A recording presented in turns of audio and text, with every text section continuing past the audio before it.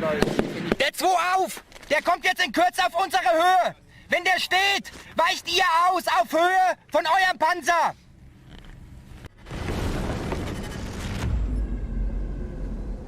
Hi guys, welcome back to Warthog Defense. I'm set. Germany is rearming again. 8,500 armored vehicles, 20 Eurofighters, and a shopping list that echoes through history. Whenever Berlin's stuck with weapons, neighbors don't ask why, they ask what comes next. Call it defense, call it deterrence, but when Germany gears up, the whole continent watches closely and remembers. The German government is preparing more than 60 military procurement proposals for parliamentary approval by the end of the year, Bloomberg reported, citing people familiar with the matter. The plans include the purchase of 20 Eurofighter Typhoon jets, up to 5,000 Boxer armored vehicles, and at least 3,500 Patria armored personnel carriers.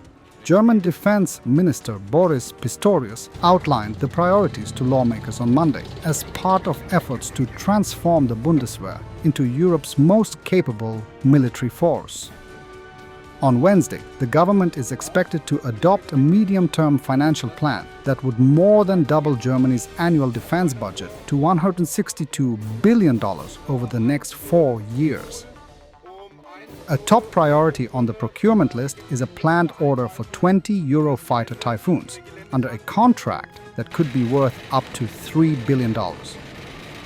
The government also aims to purchase up to 5,000 Boxer vehicle chassis to be configured for various roles, including as combat, reconnaissance, medical, and air defense vehicles. This includes up to 600 Sky Ranger systems. At least 3,500 Patria-wheeled armored personnel carriers are also expected to be ordered, replacing the Bundeswehr's aging fleet of Fuchs APCs. The deal could be worth around $5 billion, with about 90% of production to take place in Germany. The Defense Ministry is also assessing options to acquire several hundred Leopard 2 main battle tanks.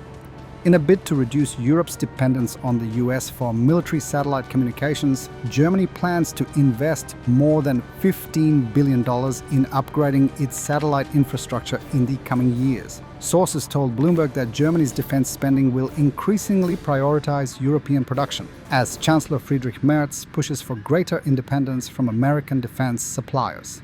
The ministry is also developing a drone strategy that is expected to generate several billion euros in orders from German firms such as Helsing and Quantum Systems.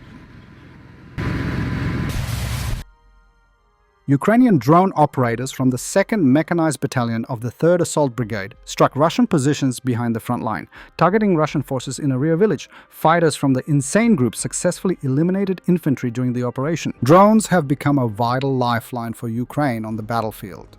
They provide constant surveillance, guide artillery with precision, and strike targets deep behind enemy lines. Cheap, fast, and hard to stop, drones allow Ukraine to offset Russia's manpower advantage, detect infiltrators, and destroy equipment without risking soldiers. They're not just a tool, they're a force multiplier. The 31st Mechanized Brigade has released video evidence disproving Russian Defense Ministry claims about the alleged capture of Malivka in Dnipropetrovsk region. The village remains under the control of Ukrainian defense forces. Russian troops who tried to stage flag photos have been cleared out, with their assault repelled. Russia's offensive in Dnipropetrovsk Oblast has reached a grim turning point. For the first time since the war began, Russian troops have pushed beyond eastern Donetsk into Ukraine's Dnipropetrovsk region, seizing villages like Malivka and pressing toward Novopavlivka. Frontline fighting is intense, with Russia using motorcycles and small unit tactics to evade Ukraine's drone surveillance. Kyiv's forces are under pressure, sustaining high civilian casualties from nightly drone and missile strikes, including deadly hits in Dnipro, Kamyansky, and surrounding towns. Despite these assaults, Ukrainian defenders continue pitching in fresh forces and repelling advances. They've shot down hundreds of drones and are leveraging drone strikes of their own to disrupt Russian logistics inside Russia. The overall trend: brutal attrition warfare amid high material and human cost. Russian authorities are once again introducing a complete ban on the export of gasoline from the country in order to cool the fuel market, where prices have soared 30% since the beginning of the year and almost rewrote historical highs. Until August 31st, gasoline exports from Russia will be banned, including for manufacturing companies, the Russian government announced on Monday.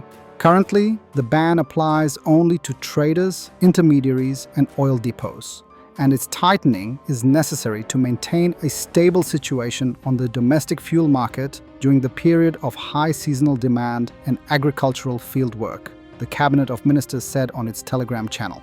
The sharp rise in wholesale gasoline prices began in April, and since then the cost of AI-92 on the St. Petersburg Commodity and Raw Materials Exchange has soared by 29%, exceeding 65,000 rubles per ton.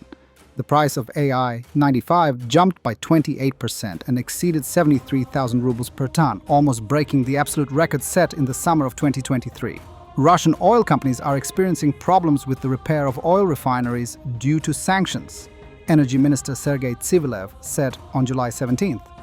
According to him, the failures occurring at the refinery are related to problems in the supply of equipment. It was subject to European sanctions as part of the first package for the invasion of Ukraine in February 2022. Why do they sometimes fail? Because now in the sanctions regime we are in, let's say 4 months are planned for repairs, but something is delayed, something is not delivered to us, Tsivilev complained. The minister added that due to sanctions restrictions, the deadlines for repairs of the refinery are shifted, and we are forced to compensate for these shifts, Tsivilev said. Last year, Russian refineries' oil output fell to a 12-year low after a series of Ukrainian drone strikes knocked out at least 10 major plants, some of which were forced to shut down for months, according to Reuters. In the summer of 2025, Gazprom's Astrakhan gas processing plant and surrogate ZSK, as well as Rosneft's Kuibyshev oil refinery, were shut down for repairs. In addition, the Samara group of oil refineries reduced fuel shipments in June, Reuters sources said. The government introduced restrictions on the export of gasoline from March 1, 2024. An exception was made for supplies under intergovernmental agreements, including with the EAU countries, for fuel exported by citizens for personal use, as well as motor gasoline intended for the provision of international humanitarian aid. The embargo was temporarily suspended from May 20th until the end of July 2024, and from December 2024, only manufacturers were allowed to export motor fuel. From January to May 2025, according to Reuters calculations, gasoline exports from Russia increased by a quarter to 2.51 million tons. U.S. Army Lieutenant Colonel Jeffrey Fritz, in his opinion for Breaking Defense, proposed that the U.S. buy the Commander Islands from Russia in order to better monitor Chinese submarines. The proposal is that the United States pursue or purchase of the Commander Islands from the Russian Federation for $15 billion in order to monitor potential Chinese submarine activity attempting to enter the Arctic Ocean, he wrote. In response, Russian MP Mironov proposed repurchasing Alaska from the U.S. We could buy Alaska in response to this. I think they will have to do without the Commander Islands.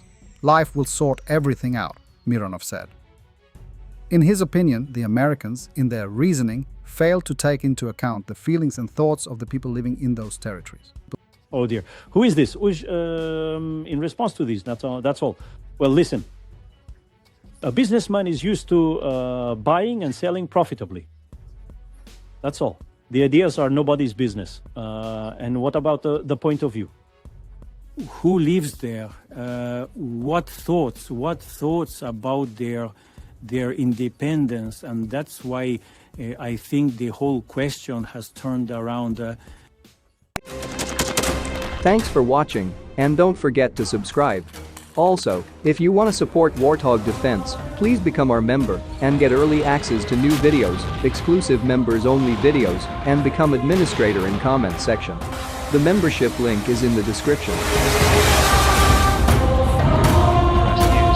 every day. We had a guy last week, it's 6 rescues in 6 days. You know, he's doing the job every day.